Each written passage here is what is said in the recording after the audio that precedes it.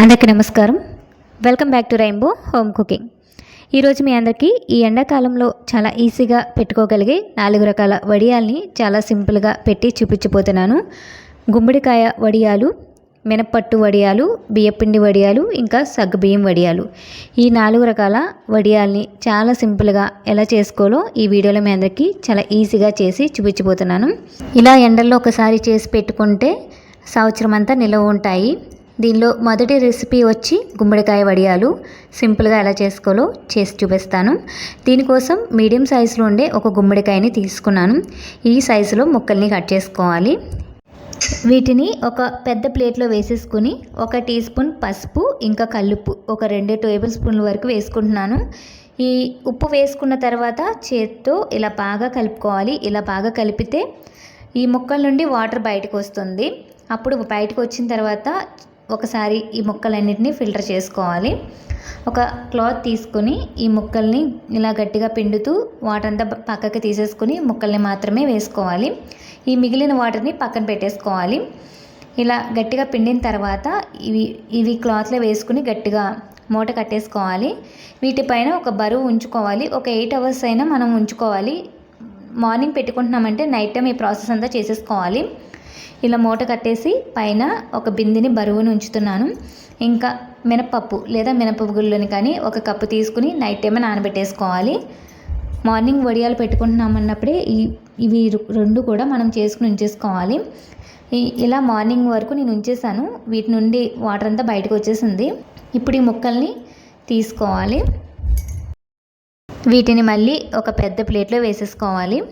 ఈ ముక్కలన్నీ వేసేసుకున్న తర్వాత మినపగుళ్ళు కూడా బాగా నానిపోతాయి కదా, అవి కూడా శుభ్రంగా కడిగేసుకుని గ్రైండర్లో పిండిని రుబ్బుకోవాలి. గారెల పిండిలాగా వాటర్ లేకుండా గ్రైండర్లో వేసుకుని రుబ్బుకోవాలి, లేదా మిక్సీలో కూడా వేసేసుకోవచ్చు. ఇలా గారెల పిండిలాగా ఈ పిండిని రుబ్బుకోవాలి. తర్వాత పచ్చిమిర్చి కారానికి తగినట్టు వేసుకోండి. ఇంకా అల్లం కూడా కట్ చేసుకుని ఇలా మిక్సీ పట్టేసుకోవాలి. గుమ్మడికాయ ముక్కల్లో మినప్పిండి వేసేసుకున్నాను. మనకి ఎంత అవసరమైతే అంత వేసుకోవచ్చు. 1 కప్పు రుబ్బాయం కదా అని మొత్తం వేసేసుకునే అవసరం లేదు. అవసరమైతే మళ్ళీ యాడ్ చేసుకోవచ్చు. ఇంకా పచ్చిమిర్చి, 1 టీ స్పూన్ జీలకర్ర వేసేసుకుని ఇలా ముక్కల్ని బాగా కలిపేసుకోవాలి. పిండి అవసరమైతే మళ్ళీ యాడ్ చేసుకోండి. ఇలా రెడీ చేసుకుని ఎండలో వడియాలు పెట్టుకోవడమే. వీటిని 2 లేదా 3 రోజులు ఎండలో ఎండబెట్టుకుంటే ఎండిపోతాయి. బాగా ఎండితే సంవత్సరం అంతా నిలవ ఉంటాయండి. టేస్ట్ కూడా చాలా బాగుంటాయి. ఇలా వడియాలు బాగా ఎండిపోయినాయి కదా, వీటిని ఇప్పుడు ఆయిల్లో ఫ్రై చేసి చూపిస్తాను. చాలా ఈజీగా పెట్టేసుకోవచ్చండి. ఎక్కువ క్వాంటిటీలో చేసుకుంటే మనం సంవత్సరం అంతా వీటిని వాడుకోవచ్చు. టేస్ట్ కూడా చాలా బాగుంటాయి. పాడవకుండా 1 ఇయర్ వరకు కూడా నిల్వ ఉంటాయి. మీరు కూడా ఒకసారి గుమ్మడికాయ వడియాల్ని ఇలా సింపుల్గా ట్రై చేసి చూడండి. టేస్ట్ కూడా చాలా బాగుంటాయి. ఇంకా తర్వాత రెసిపీ వచ్చి బియ్యపిండి వడియాలు. బియ్యపిండి వడియాల్ని చాలా సింపుల్గా ఎలా చేసుకోవాలో ఈరోజు మీకు ఈ వీడియోలో చేసి చూపిస్తాను. టేస్ట్ కూడా చాలా బాగుంటాయి. వంట రాని వాళ్ళు కూడా చాలా ఈజీగా పెట్టేసుకోవచ్చండి. చాలా సింపుల్ రెసిపీ. ముందుగా కారానికి తగినట్టు ఒక 5 లేదా 6 పచ్చిమిర్చిని మిక్సీలో వేసుకుని ఇలా గ్రైండ్ చేసేసుకోవాలి. ఇలా గ్రైండ్ చేసుకుని ఈ పచ్చిమిర్చి పేస్ట్ని పక్కన ఉంచుకోవాలి. ఇంకా ఈ రెసిపీ కోసం నేను 1 కప్పు బియ్యపిండిని తీసుకుంటున్నాను. పొడి బియ్యపిండినే తీసుకోవాలి.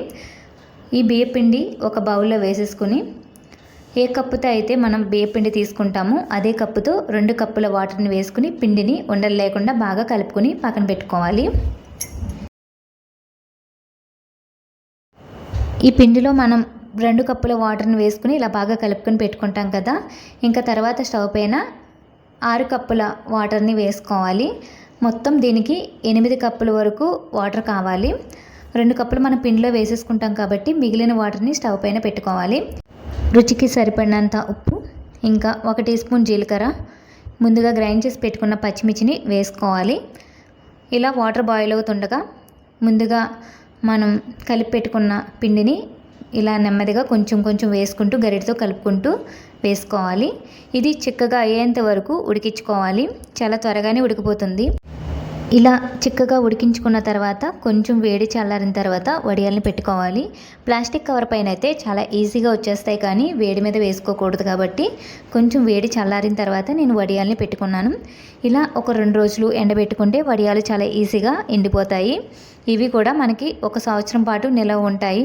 వంట రాని వాళ్ళు కూడా చాలా ఈజీగా పెట్టేసుకోవచ్చండి. మీరు కూడా ట్రై చేసి చూడండి. తర్వాత రెసిపీ వచ్చి మినపట్టు వడియాలు చాలామందికి తెలియకపోవచ్చు, కానీ టేస్ట్ చాలా బాగుంటాయి. చాలా సింపుల్ కూడా. వీటిని చాలా ఈజీగా ఎలా పట్టుకోవాలో చూపిస్తాను. పొట్టు మినపప్పుని ఎక్కువగా నానబెట్టినప్పుడు మనం ఈ వడియాల్ని చాలా ఈజీగా చేసేసుకోవచ్చు. ఇలా నేను నానబెట్టుకున్న మినపట్టుని దీన్ని ఎక్కువగా చాలామంది వేస్ట్గా పడేస్తాము, కానీ ఎక్కువగా చేసుకునేటప్పుడు ఇలా వడియాలు చేసుకుంటే చాలా బాగుంటాయి. సంవత్సరం పాటు కూడా నిలవ ఉంటాయి. టేస్ట్ కూడా చాలా బాగుంటాయండి. ఇలా గట్టిగా పిండుకుని ఒక బౌల్లోకి తీసుకోవాలి. ఇది ఒక 4 కప్పుల వరకు మినపట్టు వచ్చింది. కొంచెం మినపప్పును కూడా నానబెట్టుకుని ఉంచుకున్నాను. మినపప్పు మనకి పిండి ఎంత అవసరమైతే అంతే యాడ్ చేసుకోవచ్చు. దీనికి కొలత అయితే ఏముండదు. ఇంకా కారానికి తగినట్టు పచ్చిమిర్చిని కూడా ఇలా గ్రైండ్ చేసుకుని ఉంచుకోవాలి.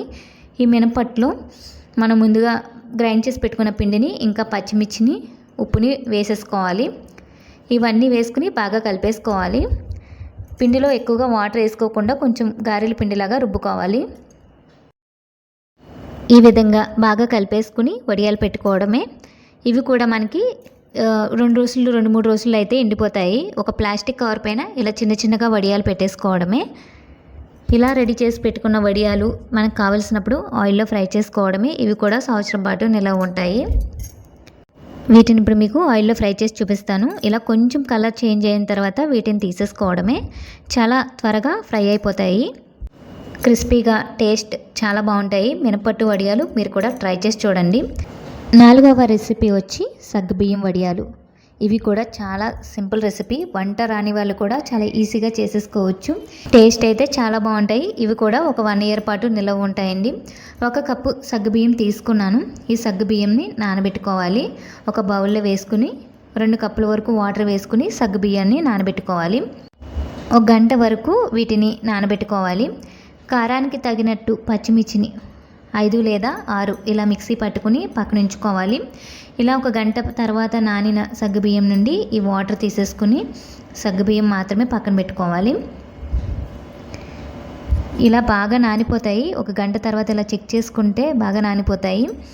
ఇప్పుడు ఏ కప్పుతో అయితే సగ్గుబియ్యం తీసుకున్నామో అదే కప్పుతో 5 కప్పుల వరకు వాటర్ వేసుకోవాలి.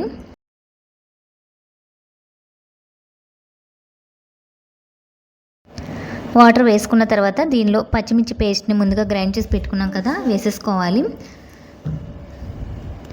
రుచికి సరిపడినంత ఉప్పుని కూడా యాడ్ చేసుకోవాలి. తర్వాత కొంచెం జీలకర్ర, ఇవన్నీ వేసుకుని వాటర్ని బాయిల్ చేసుకోవాలి. వాటర్ ఇలా బాయిల్ అయిన తర్వాత దీనిలో సగ్గుబియ్యంని వేసేసుకోవాలి. సగ్గుబియ్యం వేసుకున్న తర్వాత కొంచెం చిక్కగా అవుతుంది. ఇలా మీడియం టు లో ఫ్లేమ్లో కలుపుకుంటూ దీన్ని ఉడికించుకోవాలి. ఈ విధంగా ఉడికించుకోవాలి. చల్లారితే ఇంకా చిక్కగా అవుతుంది. కొంచెం వేడి చల్లారిన తర్వాత ఒక ప్లాస్టిక్ కవర్ పైన వడియాలు పెట్టుకోవాలి. ఇవి ప్లాస్టిక్ కవర్ పైన పెట్టుకుంటే చాలా ఈజీగా వచ్చేస్తాయి. వేడి మీద పెట్టుకోకూడదు. కొంచెం వేడి చల్లార్చుకుని ఈ విధంగా వడియాల్ని పెట్టేసుకోవాలి. ఇలా 2-3 రోజుల వరకు వడియాల్ని ఎండబెట్టుకోవడమే. సగ్గుబియ్యం వడియాలు కూడా చాలా సింపుల్గా రెడీ అయిపోయాయి. వీటిని ఇప్పుడు మీకు ఆయిల్లో ఫ్రై చేసి చూపిస్తాను. ఇవి కూడా 1 సంవత్సరం పాటు నిలవ ఉంటాయి. ఒకసారిగా ఎక్కువగా పట్టేసుకుంటే ఒక 1 ఇయర్ పాటు వీటిని స్టోర్ చేసుకోవచ్చు. చూసారు కదా, ఈ వీడియోలో చాలా సింపుల్గా 4 రకాల వడియాల్ని ఈజీగా ఎలా చేసుకోవాలో మీ అందరికీ చాలా ఈజీగా చేసి చూపించాను కదా. చాలా సింపుల్ రెసిపీస్ అండి. వంట రాని వాళ్ళు కూడా చాలా ఈజీగా చేసేసుకోవచ్చు. టేస్ట్ కూడా చాలా బాగుంటాయి. మీరు కూడా ట్రై చేయండి.